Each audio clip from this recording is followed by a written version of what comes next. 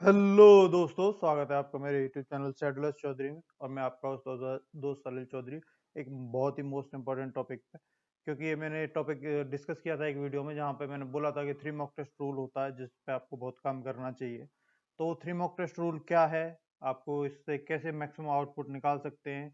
I think ये best way है आपका स्कोर इम्प्रूव करने का। अगर आपका स्कोर 80-90 ऐसा रुका हुआ किसी भी सब्जेक्ट में या प्रीलिम्स में या किसी में भी, और आप चाहते हैं वो बहुत हाई स्कोर हो जाए, फॉर एग्जांपल अगर आपका 100 और आप चाहते हैं 180 हो जाए, 170 हो जाए, तो ये मोस्ट इंपॉर्टेंट उसमें रोल प्ले करेगा आपका स्कोर इंप्रूव करने में। और ये सभी कोई भी एग्जाम हो, आपका CHSL हो, SSC का हो, बैंकिंग का हो या किसी और का भी हो, सबके लिए एप्लीकेबल है। SSC CHSL हो, CPO हो, MTS हो या CGL हो या कोई भी एग्जाम हो, सब में एप्लीकेबल रहने वाला है। तो 3 मॉक टेस्ट रूल एक्चुअली है क्या, मैं आपको पूरी डिटेल में बताने वाला हूँ। तो आप मेरे क्रेडेंशियल्स देख सकते हैं एस्पिरेंट्स। चलिए स्टार्ट करते हैं बिना टाइम वेस्ट किए। तो थ्री मॉक टेस्ट क्या है, रूल क्या है एक्चुअली, ये 3 मॉक टेस्ट के एनालिसिस के बेस्ड पे है। आपको क्या करना है मैं आपको पूरा बताने वाला हूँ। तो आप जब फर्स्ट मॉक देते हैं फॉर एग्जांपल, और आपने फर्स्ट मॉक में अपना बहुत अच्छी परफॉर्मेंस रही, मान लो आपका फॉर एग्जांपल 140 स्कोर आया, प्रीलिम्स का मॉक दे रहे हैं 140 स्कोर आया, आपने फिर एनालिसिस किया उसका। एनालिसिस करते हुए आपको ने जब पूरे डिटेल में देखा, तो आपको पाया कि फॉर एग्जांपल आपका प्रॉफिट एंड लॉस में एक क्वेश्चन है और वो आपसे गलत हुआ है। ये एक एग्जांपल ले रहा हूँ। प्रॉफिट एंड लॉस का एक क्वेश्चन गलत हुआ है, और वो एक कॉन्सेप्ट बेस्ड पे होता है, हर एक कॉन्सेप्ट बेस्ड पे होता है। आपने उसको देखा जाए गए हैं और रिवीजन किया, या फिर आप भूल गए, रिवीजन नहीं भी किया, ठीक है, या फिर वहां पे आपने सॉल्यूशन देखा और फिर लगा कि हाँ यार ये तो मैं कर लेता, ये तो कोई सिली मिस्टेक हुई है, वो कोई बात नहीं, हो जाता है, ठीक है। आपका फर्स्ट मॉक दिया, फिर आप दूसरा मॉक दिए, दूसरे मॉक में फिर आपका स्कोर आया, मान लो 145 आया, ठीक है। फिर एनालिसिस किया आपने, फिर आपने वीक एरियाज ढूंढे, ठीक है। और फिर आपसे इस बार फिर प्रॉफिट एंड लॉस का क्वेश्चन आया, प्रॉफिट एंड लॉस का क्वेश्चन, और आपसे फिर वही क्वेश्चन गलत हो गया, ठीक है। और या उस वो नहीं तो उसी कॉन्सेप्ट में कोई और क्वेश्चन गलत हो गया, तो ये आपको सिग्नल मिलना स्टार्ट हो गया कि आपका कौन सा टॉपिक या कॉन्सेप्ट आपका वीक है, ठीक है।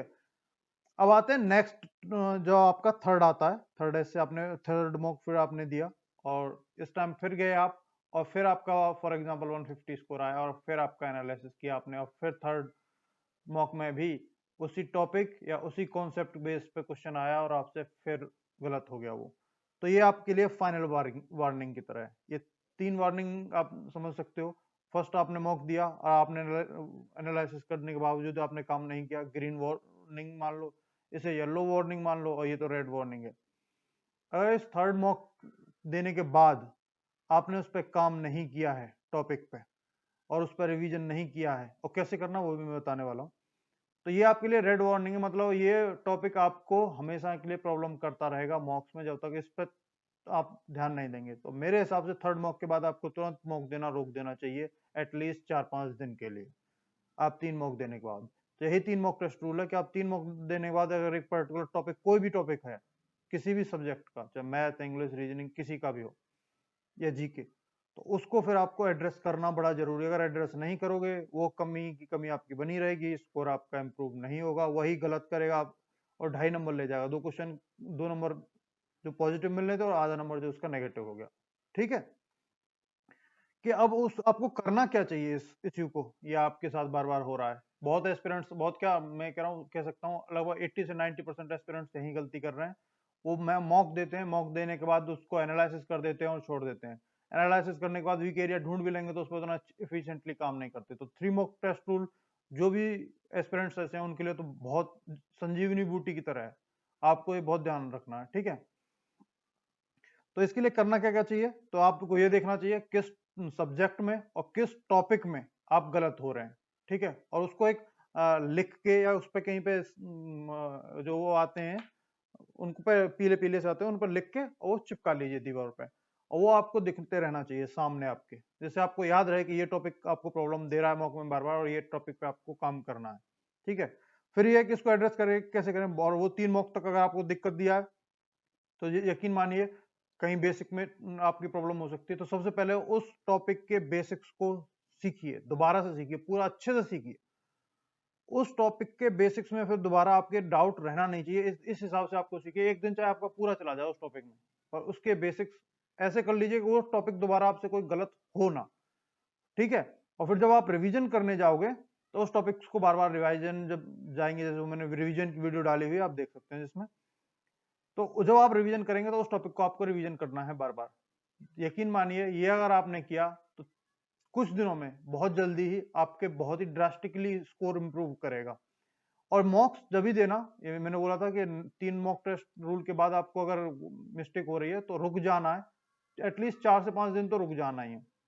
और फिर उस पे बेसिक कॉन्सेप्ट सीखिए उस टॉपिक के, उसके अच्छे से रिवीजन करिए 4-5 दिन बाद, और तभी आप नेक्स्ट मॉक दें, ठीक है। और नेक्स्ट मॉक जब आप दें, या किसी और मॉक में, या तो उसी में क्वेश्चन हुआ है या उस टॉपिक से रिलेटेड आए, किसी और में आए, और फिर आप देखेंगे आपने किया है कि नहीं। आई एम 100% श्योर कि आप वो क्वेश्चन जरूर करोगे। और ऐसे ही अपने वीक एरियाज पे काम किया जाता है।